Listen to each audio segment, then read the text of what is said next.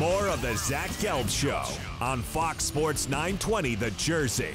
All right, welcome back in. 417 from the Princeton Orthopedic Associates studios. We continue to remember the great life of Darren Dutch Daulton, who is a beloved figure here in the city of Philadelphia, winning the 1993 NL pennant.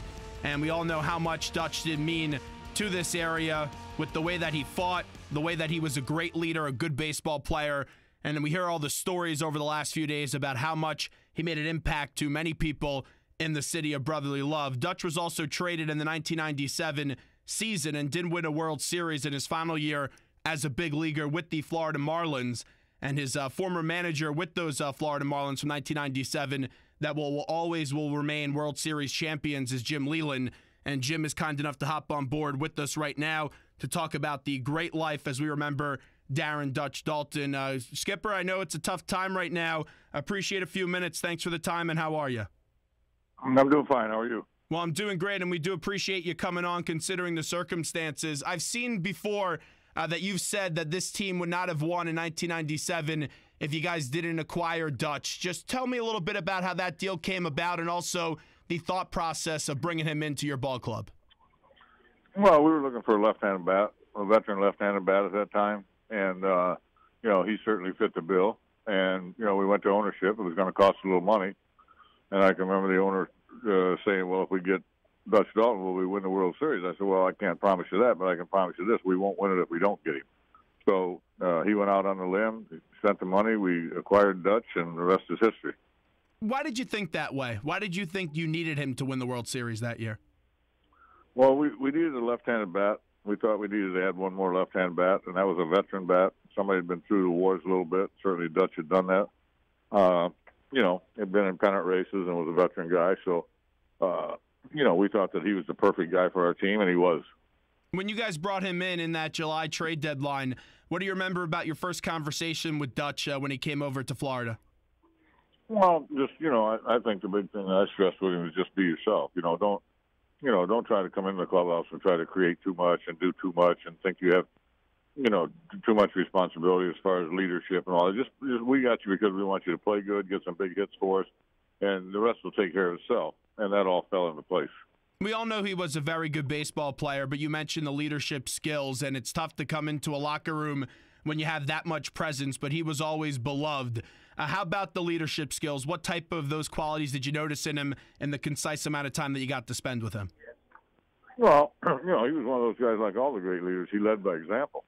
Everybody thinks he was a rah-rah guy and pumping everybody up. That wasn't true. He spoke very softly, to be honest with you, but when he said something, he meant it, and everybody got the message. But this guy was really a good player, and he led by example. He got a lot of big hits for us, big home run in the World Series, some other big hits for us. And the leadership, he was one of those guys when he walked in the clubhouse, he had a presence. People just, they took attention. And, Dutch was just one of those guys. His presence was felt the minute he walked in, but he didn't really have to say anything. Talking to Jim Leyland right now to remember the life of Darren Daulton, who did pass away over the weekend at the age of 55. That Game 3 World Series home run, Skip, what do you remember about it? Well, anytime you hit the ball out of the ballpark and you get quick runs, that's a big thing. And I can remember Dutch, hitting in the right center field, big run, pumped the team up, and that's just the kind of player he was. He was one of those guys who was kind of made for the dramatics. And, he was on the big stage in the World Series. I believe they had lost to Toronto earlier when they won over in Philadelphia. I think they got beat by Toronto. And I think this was one of his, he was on his way out. He knew it, and this was his chance, to get that golden prize. And certainly he made a lot of contributions in getting it for us. And we all know his leadership style. We all know his play on the field, but he was tough as there could be, especially with all his injuries that he's been through. You got to see him at the end of his career. Just give us some insight on what he was struggling through towards the end of the career with some of the injuries. Well, he even had some bad knees when I managed against him when he was at Philadelphia. And I was at Pittsburgh. He had issues for a while, and we knew that we didn't expect him to catch when he got over there. We didn't figure that was going to work, but he was just one of those tough guys. You could tell there was a lot of days that Dutch, had to really push himself to be able to get out to the field. But he did it, and he never complained about it. And that was the thing. Like I said, he led by example. He might be in the trainer's room, but he was getting prepared to play. whenever you asked him to play, he was ready to play. He was tough as nails. One of the toughest players I ever managed, both mentally and physically. And, that rubbed off on some of our team. And I really, truly believe we probably would not have won had we not got him. For his bat, for his presence, for the way he played. He was a combination of leadership, ability to hit and do things. He was just one of those special players, and he will certainly be missed. What are some other memories that you have of him? We talked about some of his leadership skills. We talked about that Game 3 home run. What are some other memories that come back to mind when you think of the name Darren Daulton? Well, I just think of him as an opponent as well as a teammate. And when you're an opponent, you don't really get to know the players that well. I mean, you know them enough to say hello to them, but you don't really, mix with them or anything, and you don't have many conversations with them. And then when you get him as a teammate, it's totally different. And, when we got him over there and a few conversations I had with him, we talked about his time in Philadelphia, all the great memories there, and how he wanted to go out a winner. He had a chance possibly to win a World Series. We wanted it as bad for him as we did for ourselves because we knew he was on his way out. And it just kind of all fell into place. What was it like to manage against him? Well, you knew that he was going to, be into it each and every day. You knew he was going to be, he kind of had a flair for the dramatics, really. You knew he could hit a ball out of the ballpark at any time. He could hit a double at any time. But it was just his toughness behind the plate and everything that I just had a great appreciation. I didn't really know him very well, to be honest with you, but I just had a great appreciation because I could tell with his facial expressions and everything that he was in a lot of pain from time to time, and he was out there every day. When you guys won that World Series in 1997, as we're talking to Jim Leyland, wrapping up with the 1997 World Series championship manager, we all knew from what you said that you guys needed to get him in order to have a chance to win that World Series. Do you remember a conversation that you guys had the night that you guys won the World Series? I know it could be a little bit of a blur.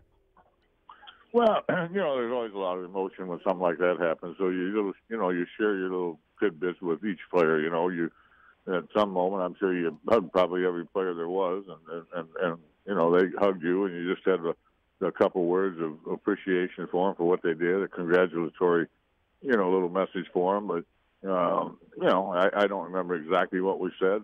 But I remember in the clubhouse, I can remember Dutch celebrating like everybody else, and what a celebration it was. When was the last time you got a chance to see him or speak to him, Jim? It's been a while. I saw him up at Cooperstown not too awful long ago. But I really haven't spoken to him recently. I knew of the illness and kind of left him alone, to be honest with you. Sometimes people really don't know what to do when somebody gets in that situation. You don't know if you're bothering them. You don't know if they're having issues. You don't know if they're, sick or in the hospital or whatever. So I really hadn't spoken that much to him lately, to be honest with you. Jim, last one before we let you run. I'd be remiss if I didn't bring up Don Baylor because we know that we lost Darren Daulton. We also lost Don Baylor, the baseball community as a whole, in the last few days. Just give me a thought or two about Don Baylor. Well, it's funny. When you talk about Don Baylor and Darren Daulton, you're almost talking about the same guy. Tough as nails, come to beat the other team, hard-nosed players, really, really good players. Don Baylor was a heck of a player. And, he managed Colorado prior to me managing. And I know one thing, he did a lot better job in Colorado than I did. But he was, it's kind of strange because it really kind of upsets you because when you think, how precious life is, when you think about two guys like Don Baylor and Darren Daulton, you're talking about two of the toughest guys to ever play the game of baseball. And you know what? I mean, it just goes to show you life is so precious because, it can take anybody. That's just the way it is. I mean, that kind of stuff can hit anybody or anybody can get that kind of stuff. And you're talking about two of the toughest fighters to ever play the game. And just look what that stuff did to them. It's a shame. No doubt about it. Both gone way too soon. Jim, hey, we appreciate a few minutes today. Thanks so much. Let's do it again real soon. Okay, thanks.